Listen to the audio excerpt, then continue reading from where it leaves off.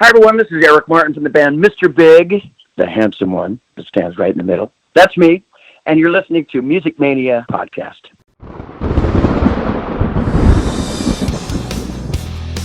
Thank you so much, man. I love talking about the things that I love, Clint, and for you to allow me to do it with you, I am the Music Mania Podcaster. You wanted the best! You got the best! We roll tonight to the guitar bite. And for those about to rock, I salute you. You ready for some screaming heavy metal? Scream for me, Brazil! Scream for me, Brazil! We rock! You are now listening to the Music Mania Podcast, brought to you by CD Warehouse in Gladstone, the #1 hard rock podcast in the Midwest, featuring hard-hitting interviews with rock's living legends. And now, here's your host, Clint Schweitzer. Guess what? It's another beautiful Friday here on the Music Mania Podcast, and unfortunately for all of you, everyone's working for the weekend. That's right, because we are bringing on a very special guest this week in Mike Reno, the singer from Loverboy. We're going to be talking about the genesis of the band's very first show opening for Kiss in Canada, just how this pandemic has affected them and their live shows. Also, just how important were those soundtracks for the band in the 80s. You think about Loverboy, Mike Reno did an amazing duet with Ann Wilson for the soundtrack for Footloose. The song was Almost Paradise, still played to this day. You think about Loverboy, I Can See the Heavens in Your Eyes from Top Gun. They even had a song on the Iron Eagle soundtrack. You think about some of those early albums, Loverboy, Get Lucky, Keep It Up, Loving Every Minute of It. Those were staples in the 1980s, and we're going to be talking with Mike Reno about all things Loverboy right here on the Music Mania Podcast, and we hope that you guys are doing great and that a tremendous Labor Day weekend is on the horizon for all of you, kind of the last weekend to get out, enjoy some sunshine, because the fall weather is here. The NFL season is starting next week, so we're going to jump headfirst into fall, but we got one more weekend of summer, and we're going to celebrate it in style, and we hope you guys are going to be doing it as well. As always, head over to our website, musicmaniapodcast.com. You can download this podcast, of course, always for free on Apple Podcasts, Google Play, Stitcher, or Spotify. Any way you choose to take in your podcast, we have got your back. Guys, this is an interview. I am so excited about Mike Reno, a tremendous voice. He still has that voice. Even at age 65, Loverboy is still out there doing 50, 60, 70 shows a year up until this pandemic. We're going to get into it with Mike about that, what his stance is on all these shows being canceled and postponed, and kind of where he is with his mindset on that, and what they've been up to. I know they have recorded some new music, which is available on their website, loverboyband.com. Overall, I'm an unabashed fan of Loverboy and have been since I was a kid, since I really heard those soundtracks. I was always such a big soundtrack fan in the 80s. I mean, I was born in 1984, so by the time I'm 5, 6, 7 years old, I'm seeing movies like Footloose and Top Gun, and those songs, Almost Paradise from Footloose. They had I Can See the Heavens in Your Eyes. Such a fan of that. Then you think about the hits. Everybody's working for the weekend. Turn Me Loose, The Kid Is Hot Tonight, loving every minute of it. Loverboy, again, were such a driving force in the 80s, and I can't wait to speak with Mike Reno. So without further ado, let's go ahead and welcome Mike to the Music Mania Podcast. Mike, welcome to the show. It is a true pleasure, my friend. How is everything going? Music Mania Podcast, that sounds great. I'm glad that Mike Reno. it was a name that, I thought, hey, I want to be able to incorporate a lot of different types of music. You don't want to call it the hair metal haven or something like that kind of limits you. So here we are, Mike. This is a loaded question. Usually this is a simple way to start things off, but how's it been going? What have you been up to? How have things been going for you, man? Well, first off, Clint, I got to ask you where you're from. Like, where am I calling to?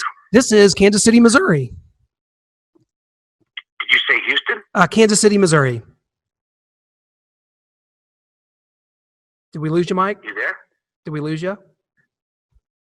I'm here. Oh, yeah. No, we still got you. We're in Kansas City here. Kansas City, one of my favorite places. Well, the year started off pretty well for us, Mike. We did win a Super Bowl here to start 2020. And then, I hear you. And then things sort of diminished from there. But yes, it's overall a nice place to be for sure. So, absolutely. So how have you been, man? I know Loverboy. I mean, you guys do 80, 90, 100 tour dates a year. How many tour dates did you have affected here this year? About 85 of them. We Yeah. did, I think, 10, 12 shows, and then it was over.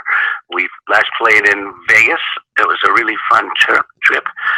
We noticed that people were getting a little funny, and then all of a sudden, when we flew back to where we're from, actually, Vancouver, which is in Canada, they shortly thereafter closed the borders, and we felt lucky to get home, and the whole thing just opened up. And, at first nobody really knew what was going on, so it was a bit nerve-wracking, absolutely.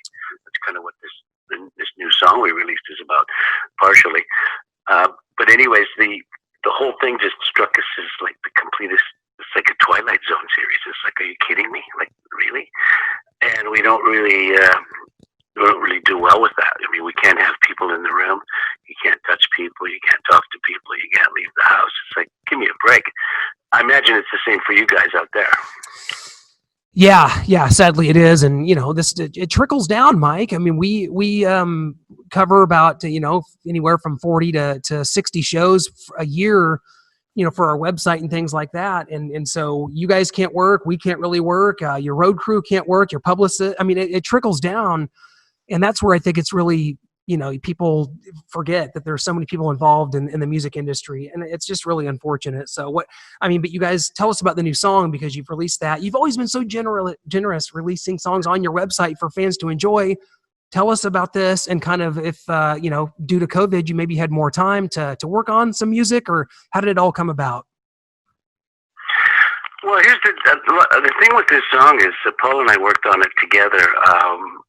We came up with everything, and I sang it, and it was him and I were working on the songs, as we do a lot of times.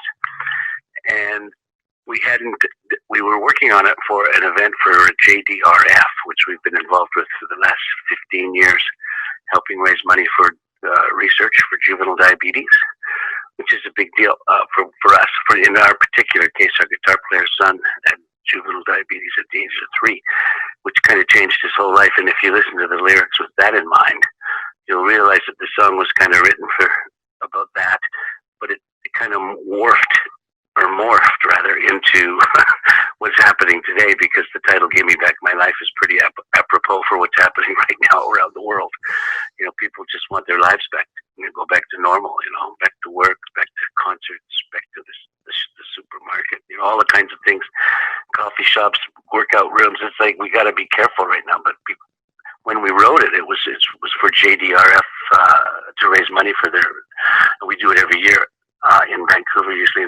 Sometimes we switch it up and do it in Calgary or Toronto or something, but generally it's something that we like to do for these kids with diabetes. And the song, we just donated it to them and let them use it in a demo form. And then we decided to maybe release it, for the Loverboy fans. So we redid a lot of the tracks. We had our drummer put the drums on. We did everything. And the only difference about the way we did it this time is we had to do it virtually, which, a lot of people don't understand, but we had to email tracks to our drummer who drummed on them. And he emailed tracks back to us, and then we emailed the tracks over to our bassist, who lives in Winnipeg. And he did the bass track, and he emailed it all back to us, and then we emailed it over to our keyboardist, who lives close to me, but still emailing seems to be the best way to do this. And then he emailed it all back to Paul, and Paul put his harmonies on it, and he redid the guitar solo or something, and then mixed it. And when he played it for me, a mixed version of it, I went, "This is fantastic. I mean, we should throw this on our website." And nowadays you don't really make a lot of money selling records, so we might as well give it away and feel like the hero. I feel good about giving it away. It makes me feel like I've done something nice. And then people get to hear Loverboy music, and it's current. It's like what we're doing now. So that's kind of how it all came about. And we feel, like we're going to do another one pretty soon. We're going to start recording another one pretty soon. We can't really go anywhere, so we're kind of frustrated. I imagine everybody in the music business is. Well, do you, and there was so many artists have have been recording this way through this time. Is it something that you kind of enjoyed, the convenience of it? Is it something you kind of would do in the future, even if you are able to kind of get back together? What was your thoughts on just the process of making music that way, or did it kind of seem impersonal to you? It's completely impersonal, but it is very convenient. I kind of like it, except I really used to enjoy sitting in a room with a bunch of guys trading off ideas and talking about the bass track and the drum stuff and how it feels and the guitar, how he's playing it, and then singing it and melodies and stuff. We used to do that in a room together, and it was quite an experience. It was at least 50% of my music enjoyment was recording. Maybe I enjoyed live music maybe a little bit better, but the live experience is just such a treat, and we've been doing live shows for so long that it's just, I'm in like this withdrawal system. I'm kind of freaking out. I don't even know if I can do it anymore. I've been waiting 6 months. I'm going, geez, I can't do it. Will I be able to, I'm freaking out a little bit, stand on stage and power out a 2-hour show. It's going to be it's going to be an eye opener, but I'm really looking forward to coming back. And I hope we come up with some kind of of a system to get away, scare away this horrible flu we've got. Because I want to go in a room with 5,000 people again. That's what I really want. Recording is one thing, and generally, even if we do that virtual thing, Paul and I generally always get together in the same room and come up with lyrics and sing it. I'll sing it live with him in his studio, and then leave it with him, and he'll put all the rest on it, and then put some harmonies and send me, say, what do you think? And I'll say, I think the harmonies need to come up. But, so it is convenient that way, because we live in the same city, but he's way across town and I'm down by the beach. And it's kind of like, it's not bad. It's not what I prefer. I prefer to be in a room with all the fellas kicking some ass. Well, Mike, I know you've got some tour dates that are still on the books for November. As of now, still on, still hoping. Kind of it's St. Charles, Illinois, and then there in Canada in Windsor on the 19th. So is that still happening as of now? Well, Clint, let me tell you this. I just turned on my email. 1, 2, 3 shows been canceled today. Wow, okay. You know what I'm saying? Yeah. So this is what happens every day. It's like, good morning, have a cup of coffee. Oh, there's 3 shows canceled today. And then tomorrow is going to be the same thing. Wow. The shows in October are starting to get, and a lot of them aren't even canceled. They're postponed for the exact same time next year, which I think is kind of cool. At least it makes you feel confident that you got something to do next year, right? But a lot of these places are fantastic places that we used to love to go to, and we can't wait to get back. And I understand that the Arcadia place, I think, what's it called, Arcadia? Yeah, Arcadia. Yeah, Illinois. Great venue too. Yeah. And I think they took the time during the COVID shutdown to rebuild the place, because it was a funky old place, my friend. Yes. It was very cool, but the dressing room situation downstairs was a little on the funky side, if you get my drift. But the concerts were always so great. It was just a really fantastic place to play. And we loved it, and we're looking forward to coming back. And here's another. So they didn't cancel; they postponed it. They said we can't have more than 50 people in the room, so let's put it off until we come up with some solution to this virus. Oh my gosh! Well, we certainly hope that's the case. Does it? Before March and when things were still normally functioning, does it shock you in any way, or do you think back to 40 years ago? You guys start, and the fact that 40 years later, there's still such an appetite for Loverboy music, whether it be at a casino, a festival. You guys go out there and people know all the songs. They know they know them like the back of their hand, and there's still such an appetite for it. Does that shock you? Does that kind of give you feelings of gratitude? What do you think about when you think about those 40 years? I'll give you an example. I like listening to music. I like listening on good stereos. I like listening to it loud. And I even like listening to it when I'm golfing. I take a Bluetooth device. So I'm sitting there playing golf the other day, which is something I haven't been able to do for a long time. And so I decided to get back at it, because what else is there to do? And on comes Foreigner. And Foreigner's kicking butt. And they sound great. The song was recorded in the 70s. Feels like the first time. Unbelievable. I said to myself, I'd like to sing like that guy someday. And then on comes Bad Company. Then on comes Def Leppard. It's just one after the other. 38 Special, Night Ranger. They're just kicking. All these songs coming on this 80 podcast, which I think is there's Loverboy has a Spotify channel, and we play all the groups that we've known and loved and played with over the years, and it's still they stand the test of time. They sound great, they're arranged great. Everybody loves them, and I'm golfing with guys that love country music. A lot of these guys, and we put on the 80s channel, the Loverboy Spotify thing, and they just go crazy. They go, I remember this one, I remember this one, I remember this one. I don't think they're ever going to go away. I think the 80s and 90s, even 70s, 80s, 90s, in particular, this music, well, I guess we could say it about the 60s too, for crying out loud. We had the Rolling Stones and the Beatles, the Kinks, and on and on and on. But the music just is good. It's just fantastic, and I think it's just going to go forever. I do. I really do. I do. I agree with you there. I love that. And for me, I found out about Loverboy. See, I'm 36, so I grew up watching movies of the 80s. I grew up watching Footloose and Top Gun, Iron Eagle. You guys are, on Footloose, Almost Paradise, and of course, Heaven in Your Eyes from Top Gun. How big in the 80s were the soundtracks for you? I mean, did that kind of take you to another level? You had hit records going at the same time, but how big were the soundtracks? Well, here's the deal. It's kind of funny because Paul I remember when I got asked to do Almost Paradise, it was they wanted me to do the track, so it would be like a solo Mike Reno thing, which I hadn't done before. Nobody in the band had done anything other than with Loverboy, and Paul came to me saying, Mike, I think this is really going to be bad for our career. And I said, well, tell me what you're thinking, Paul, because Paul and I are very good friends. We started this band, and we're still very good friends. So I politely said, well, what are you thinking? He said, man, that's like a love song, and we're like a rock band.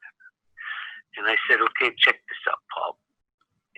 Just between you and I said, if this song is lousy and the movie's lousy and it all goes away, then nobody's going to hear it, and who cares?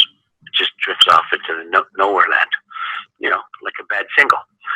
He goes, yeah. And I go, but if it's a hit, it's just going to sell millions of records. People are going to go see the movie. They're going to hear the voice. They're going to say, that's the guy from Loverboy. Everything's a bonus. It's a plus situation.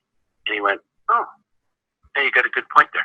So I ended up doing the song, and fantastic. It went huge. I think the album sold 27 million copies or something. Yeah. Like that. It was like crazy. And, I get my numbers wrong sometimes. I tend to exaggerate. But my wife said I started exaggerating 6 million years ago. It's part of it. And then the next thing comes along, and it's another movie, and everybody wanted 80s rock and stuff in these movies. And I thought, well, why not?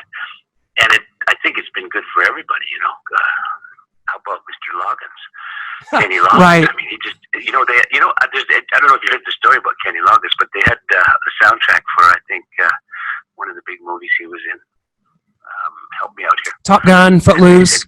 They said, come on in, and we got this demo track. And there was 16 singers that had already been through the studio that week. And Kenny just said, he started singing it, and they just went, yes, you're the guy. You know what I mean? They just found this guy and his voice and his style. And it was like, boom. So he sang this song, and then next thing you know, it's a #1 movie. I mean, God, this happened to him. It happened to me. And it happened to him a few times. Yeah. I'm talking about Kenny Loggins. He's been in a few of those things, a lot more than I have.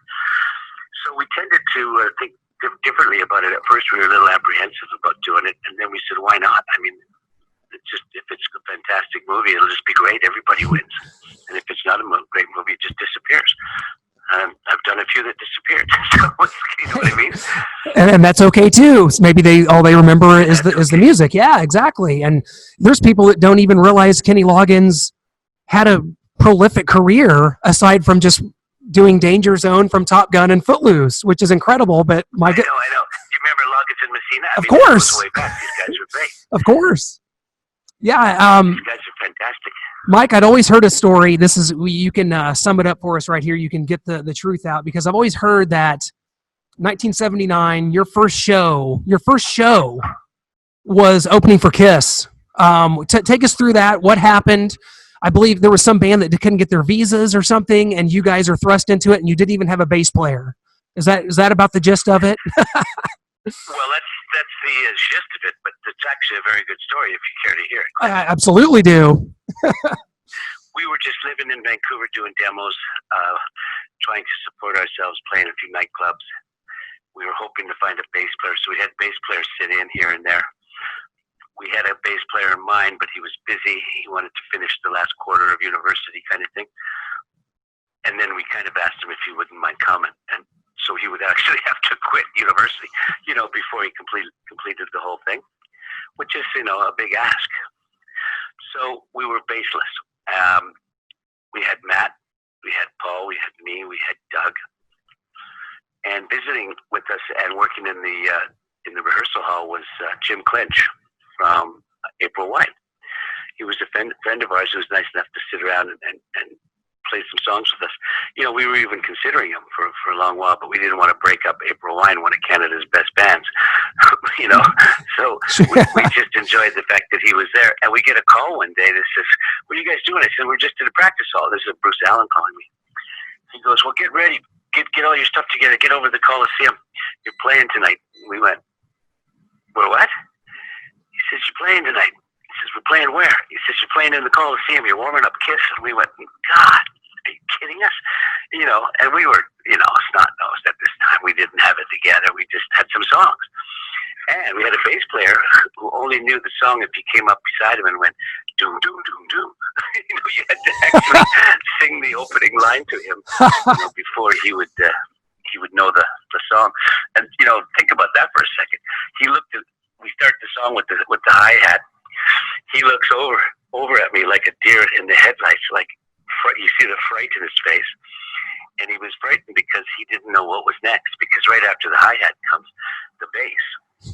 And I walked over to him, and this is in front of the whole crowd, sellout crowd at the Coliseum, 18,000 people. And I went to his ear and I went, "Doom, doom, doom, doom," and casually walked away. And it brought him that he remembered what he was supposed to play. I mean, that's how crazy it was. We'd never had a show before in front of that many people, and we never even had a bass player. Now, the band that was supposed to be there was the New York Dolls. That's right. Yes. And the word on the street is that they wouldn't let the New York Dolls into Canada because they had too many drug arrests amongst them. And when they looked them up at the border, they went, "Nope, you're not coming So in, perfect. boys. Not today." And that was the full story. And from our point of view, I remember walking off the stage and Bruce Allen looks at me and he says, "You ever pick up that goddamn tambourine? You play it, mother. You play it." And I just picked it up as a prop. I don't even play tambourine. You know what I mean? And I was so nervous. But I honestly hardly remember anything about the show after that. That's how nerve-wracking it was. Well, the cliche baptism under fire doesn't quite even sum that one up. But Mike, I mean, you guys go on from just talk about kind of that era in 80 to 84, because I mean, you guys did so many countless tours, hundreds of shows, bands with like Cheap Trick, ZZ Top, Kansas, Def Leppard. You guys were everywhere. What was that time like for you guys, or do you not, or is that kind of a blur as well? Well, you know what, the 80s in general for us, to be honest with you, I was talking to somebody today about it in my garage. I was out sweeping the back, and I just did something to do this morning, coffee, and I ended up telling the guy a story exactly about this. We were lucky enough to have a manager who knew one of the biggest promoters in the United States, Don Fox from Beaver Production. Don Fox had helped ZZ Top get going. He helped a lot of bands get going. One of the bands he was promoting and for a tour all over the place was Kansas. And I went, "Kansas? I love Kansas," because Steve Walsh is one of my favorite singers, and the band is incredibly talented. The whole band. I mean, it's a fantastic unit. They're still great. So we're nervous about this, but they got us the tour, and we said, "What?" So we headed down to this tour that started in Lawrence, Kansas, in a couple of cars, rental cars, and we're driving from show to show in these rental cars. You know what I'm saying? Like, we're freaking out, and we got a crowd watching us every night, and we just walked up there and gave it to them, and we started getting encores, and people loved it. Next thing you know, we're doing radio interviews at the radio station for the next town that we're in. We get there early, go do a radio show. We talk to some news people. "You guys are the new kids on the block," kind of vibe, like, who are these guys? And so we really worked. So we just worked we weren't on stage, we were on the highway. If we weren't on the highway, we were in the radio station. So, people say, what was it like? It wasn't like handed to us. We had to go out there and do it. And every night we had to prove ourselves, because you're only as good as your last show. And that's the truth. And that still resonates today. And you guys are still putting on top-notch performances.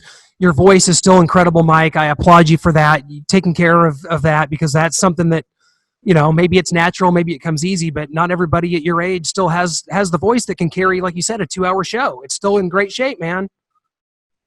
Stop, Clint. You stop. I'm serious. No, I appreciate that. You know what? A lot of people say the group sounded better, and I tell them it might be because we've been playing this set for 40 years. Right. I mean, we had a new song here and there, but the basis, almost the entire set is like from 40 years ago. If you're not going to learn those songs by now, and singing it isn't easy. I mean, I have to work up to it. I have to, get ready for it. I'm kind of like a gunslinger. I lay my clothes out on the bed, have a hot shower. I start warming my voice up. I iron my clothes. I put them all out. I get dressed. I walk out of the room. I'm ready to have a gunfight. You know what I mean? That's the way it is with me. I prepare all day for these shows, and then we hop in the car, or get to the airport, go to the next town, and we do it all over again. And we're still doing it. And we sure hope that continues on into the future, Mike. I tell you what, we can't thank you enough for joining us. Guys, the website is loverboyband.com. That's where you can get all the new music, all the tour dates when they get rescheduled and things like that. Be sure to check that out. Loverboy on Facebook and Twitter. Mike, you are truly one of my favorite singers of all time. Thank you so much. It really means the world, man. We really appreciate it. Thanks, Clint. You're great. Rock on, brother. Absolutely. Hope to see you soon out there, man. We're going to make it happen. Okay, man. Thank you. Big thanks to Mike Reno. That was tremendous. I've tried to get that interview for years. Whenever I started doing this, I started putting together a short list of bands and performers that I wanted to try to interview that were attainable. And Mike Reno was on that list, and it's taken about 5 years. And it finally worked. Big thanks to him for doing it. What a great personality. I can't believe it's taken this long, and I hope it's not another 5 years before we have Mike back on the show, because he is really tremendous and such a great voice and wildly influential. So glad that the band is still alive, still out there. Even at age 65, Mike Reno still sounds tremendous. So go check out their website, loverboyband.com. You can get all the information on their upcoming shows as they're being rescheduled and things like that, and their new music, which you can always check out on their website. They're very fan-friendly in that regard. So guys, as we bid adieu to the summer of 2020, let's remember this. We will never have another summer quite like this one, because it's my firm belief that by the summer of 2021, we're going to be back outside, back going to live shows. Concerts are going to return. Things are going to get back to somewhat of a level of normalcy. That's my hope. I'm an optimistic person. I think we're going to get there, guys. It's been a long time coming. It's been a tough several months, let's be honest.